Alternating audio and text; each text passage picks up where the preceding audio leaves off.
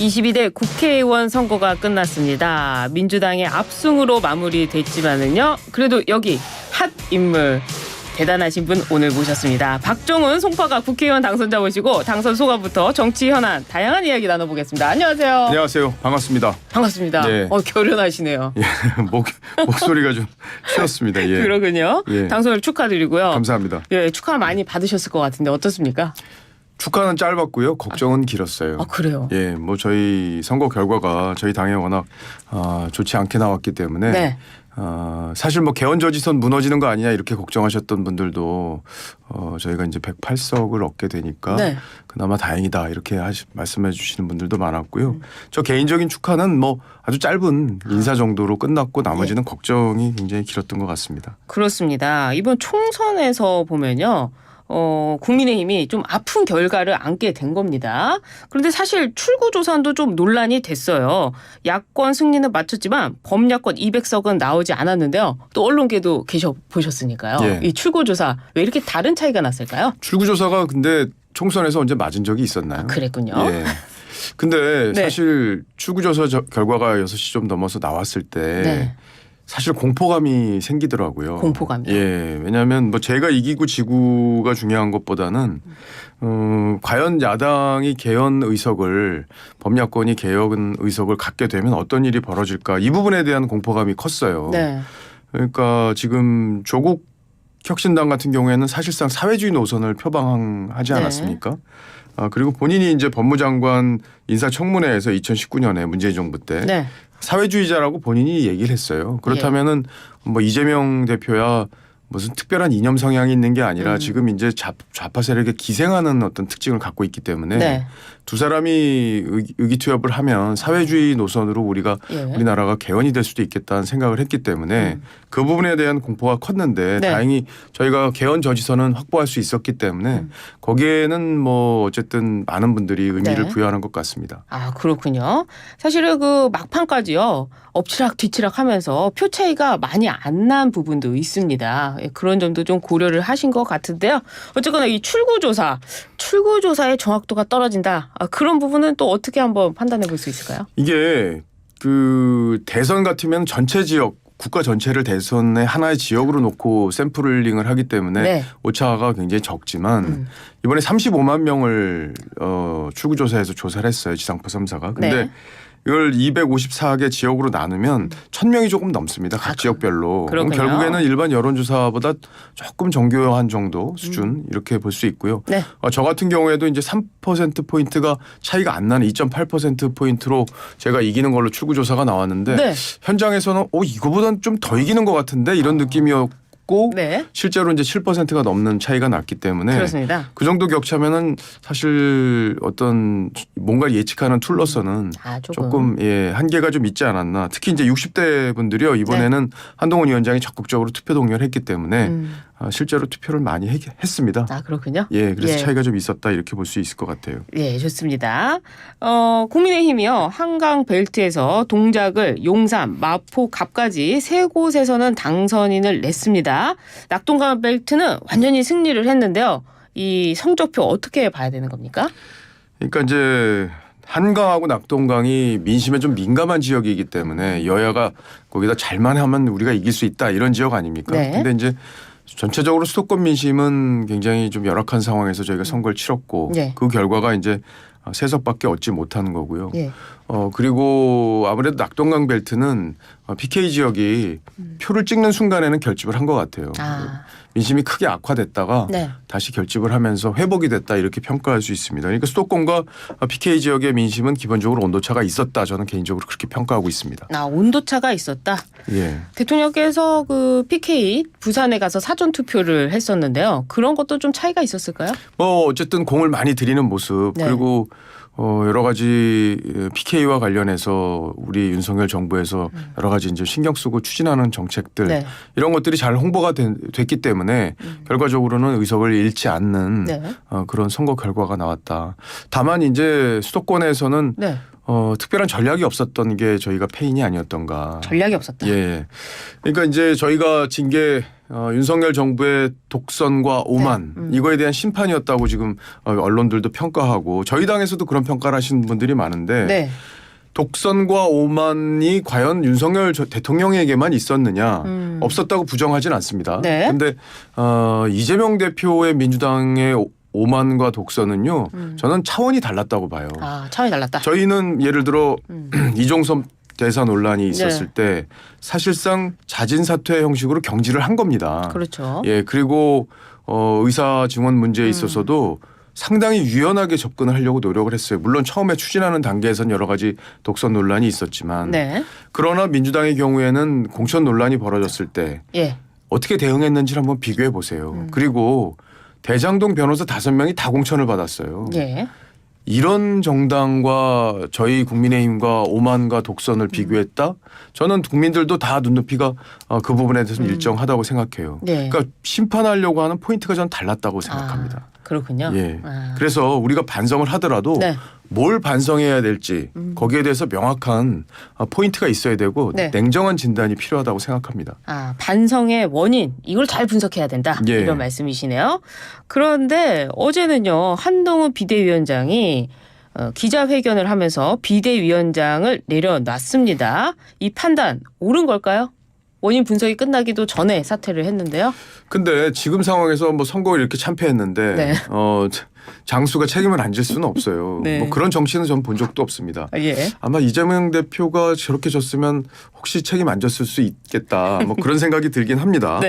이건 뭐 비아냥되는 게 아니라 실제 이재명 대표가 당을 그렇게 운영해 왔기 때문에 그런 경험적인 얘기를 갖고 지금 드린 거고요. 저는 한동훈 체제에서 한동훈 위원장이 당을 잘 이끌었다고 어려운 상황에서 그렇게 판단을 해요. 다만 여러 가지 불리한 이슈들이 불거진 거에 대한 대응 부분에서 이제 좀 문제가 있었다고 보고요. 그리고 원톱 체제로 선거를 치르는데 한계가 있었다고 봅니다. 이재명 대표하고 조국 대표가 범죄자가 맞다는 거를 모르는 국민이 없어요. 다 압니다. 근데 이제 그 프레임으로만 선거를 치르다 보니까 윤석열 정부의 실정이나 이런 것들이 프레임으로 짜지면서 부각이 됐고 제가 만약에 그 자리에 있었던 사람이라면 저는 고동진 사장을 중요하게 선거의 전략으로 썼을 것 같아요. 고동진. 왜냐하면 지금 이재명 대표와 민주당을 비판하는 데만 우리가 초점을 맞췄지 우리가 앞으로 남은 윤석열 정부 3년을 어떤 식으로 운영하겠다라는 비전을 보여주는 데 있어서 한동훈 원톱 체제가 한계를 드러낸 부분이 분명히 있었다고 저는 봅니다. 그래서 고동진 사장은 삼성의 어떤 신화를 만들어낸 인물이고 우리의 미래가 경제가 어떤 식으로 가야 되는지에 대한 비전을 보여줄 수 있는 인물이기 때문에 영입을 한 거기 때문에 그 영입 인재를 좀 더 우리가 좀 거기에 메시지를 주는 그런 체제로 운영했어야 된다는 아쉬움이 있다. 저는 개인적으로 그렇게 봅니다. 그러니까 이 당에 선거 전략이 없었다. 한동훈 비대위원장의 원톱 체제에 한계가 있었다. 대응에 문제가 있었다. 한동훈의 책임론이라고 좀 결론 지어도 될까요? 그러니까 한동훈 체제는 상당히 국민들에게 어필을 했어요. 그러니까 한동훈 체제가 전략이 없었다고 보는 게 아니라 보완할 수 있는 전략을 수정을 해서 추가했어야 된다는 취지의 얘기고요. 전략 자체는 이재명 대표에 대한 책임론이나 심판론 이런 것들도 충분히 먹혀들 수 있는 공간이 있었기 때문에 그것만으로만 선거를 치르는 건 조금 한계가 있었다는 취지의 얘기입니다. 그렇군요. 나중에 2조 심판 이런 부분은 좀 한계가 있었다. 말씀 중에 이제 범죄자라고 하셨는데요. 조국 대표는 아직 그 2심 끝나고 대법원에 계류 중이고 또 이재명 대표는 재판 중이기 때문에 범죄자 이렇게 단정 지을 수는 없다라고 말씀을 드리도록 하겠습니다. 잘 수정해 주셨습니다.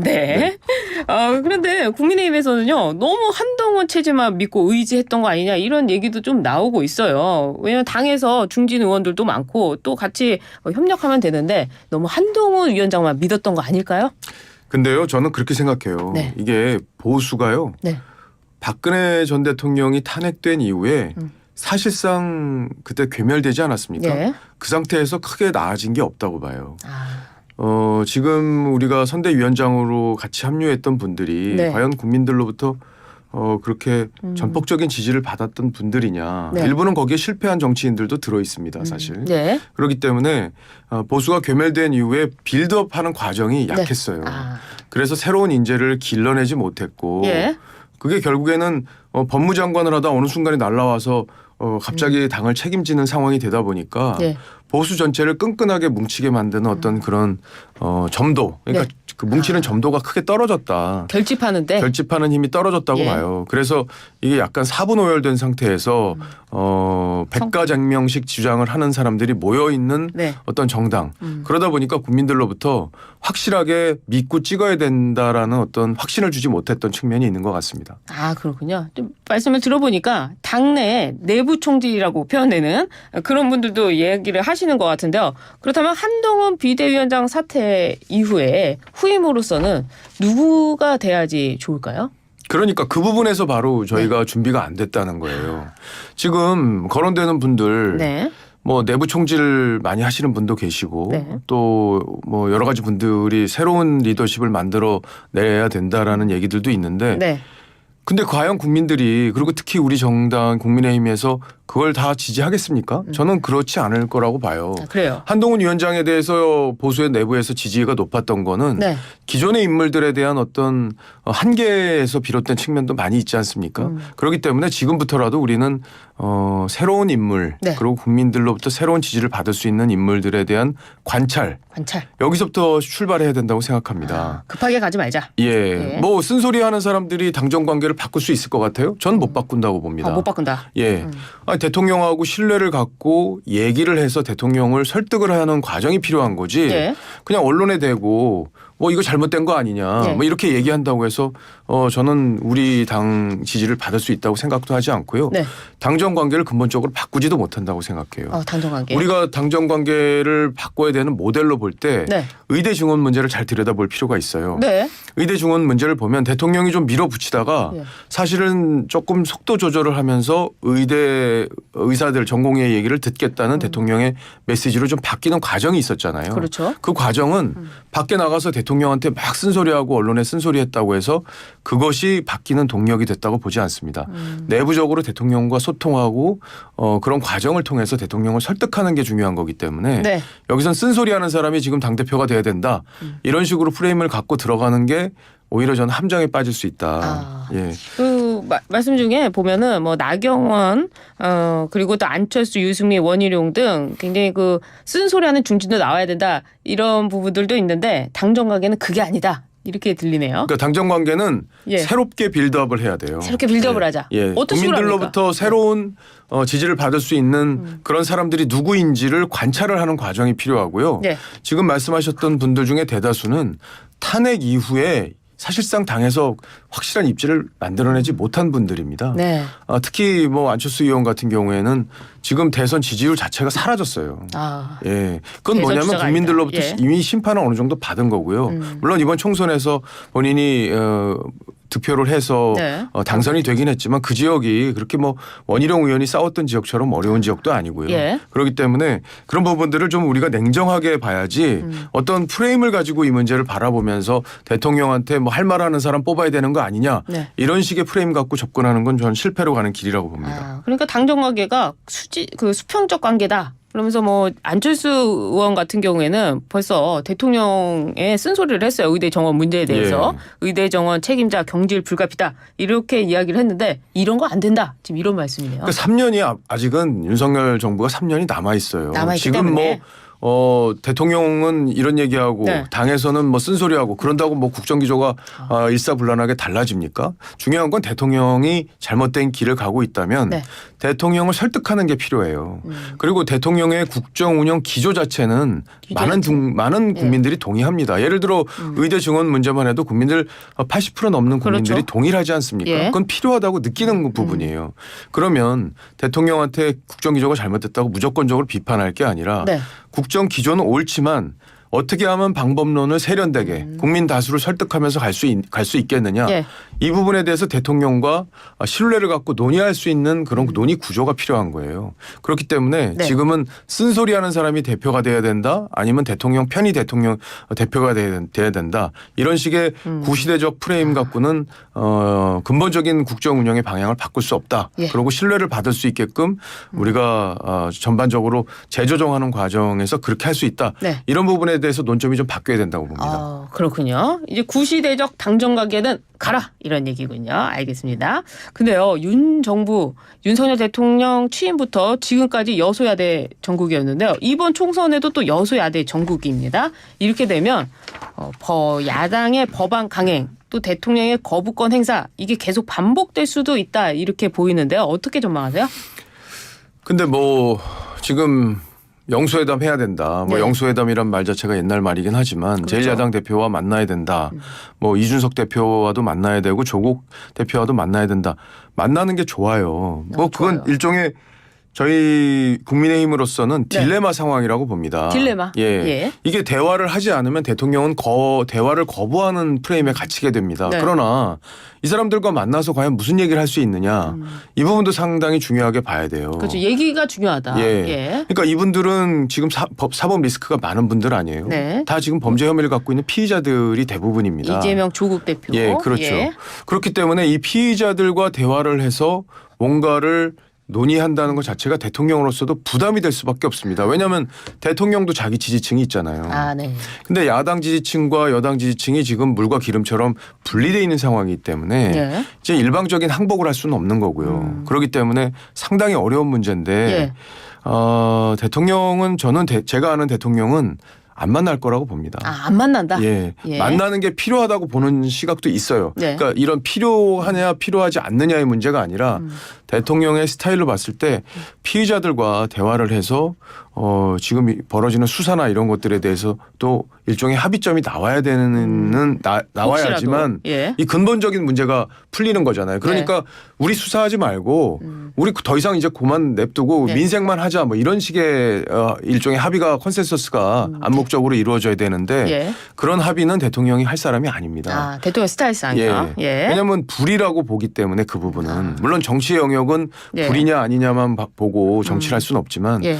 본질적인 문제는 거기서부터 출발하기 때문에 대통령이 응하지 않을 거라고 저는 그렇게 봅니다. 아, 그렇군요. 이번에 이 여소야대 전국에서도 야당 대표를 만나는 건 좀 어려워 보인다. 예, 뭐 근데 뭐 말씀해 용산에서 주셨어요? 다르게 판단할 가능성이 있어요. 그래요. 예. 쇄신 얘기가 나왔는데 짧게만 이 용산 이 인적 쇄신 어떻게 보십니까? 인적 쇄신은요. 네. 실력 있는 정부로 저는 거듭나는 방향으로 가야 된다고 봐요. 그러니까 저희가 총선에서 진 게 네. 단순히 오만과 독선, 이재명 대표의 오만과 독선에 비교하면은 정말 오만과 독선에 대해서는 저희가 그렇게까지 심한 오만과 독선은 아니었다고 보기 때문에 네. 실력 있는 용산으로 거듭나는 데 초점이 맞춰져야지만 네. 성공할 수 있다. 그렇게 생각합니다. 그렇군요. 감사합니다. 예. 지금까지 박정훈 송파구가 국회의원 당선자와 함께했습니다. 감사합니다. 감사합니다.